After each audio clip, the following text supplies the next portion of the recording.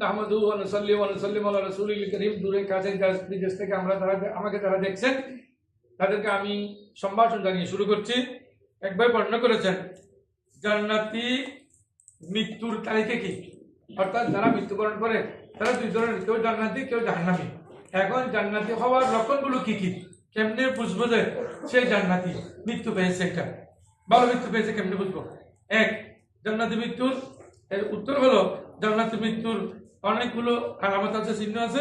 তার মধ্যে এক হলো আল্লাহ রাস্তায় মৃত্যুবরণ করা, মানে কুতিলা বিসাবিলিল্লাহ, যে আল্লাহ রাস্তায় মৃত্যুবরণ করে তারা ভালো মৃত্যু পেয়েছে, অর্থাৎ শহীদ।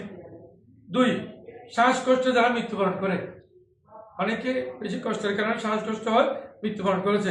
তিন, পেট ব্যথায় মৃত্যুবরণ করা রোগের কারণে। চার, আগুনে পুড়ে মৃত্যুবরণ করা। এগুলো আসলে আমরা মনে করি অনেকে বলছে দশা পাশার মৃত্যু নয়, এটা আসলে ভালো মৃত্যু, আসলে ভালো মৃত্যু হলো এটা। তারপর 5 নম্বর হলো পানিতে ডুবে মৃত্যুবরণ করা।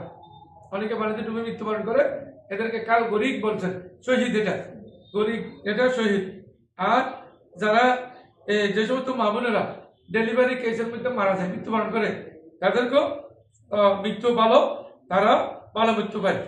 7 নম্বর, মাটি চাপা পড়ে বা পাথর চাপা পড়ে বা বিল্ডিং ভেঙে পড়ে যারা মৃত্যুবরণ করে তাদের মৃত্যু ভালো।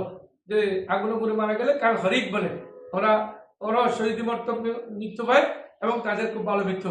আল্লাহ রাব্বুল আলামিন এই ধরনের ভালো মৃত্যু আমরা আশা করি আমাদেরকে আল্লাহ রাব্বুল আলামিন এই ধরনের ভালো মৃত্যু দান করবেন। ওয়া আখিরু দাওয়ানা আলহামদুলিল্লাহি রাব্বিল আলামিন। আসসালামু আলাইকুম।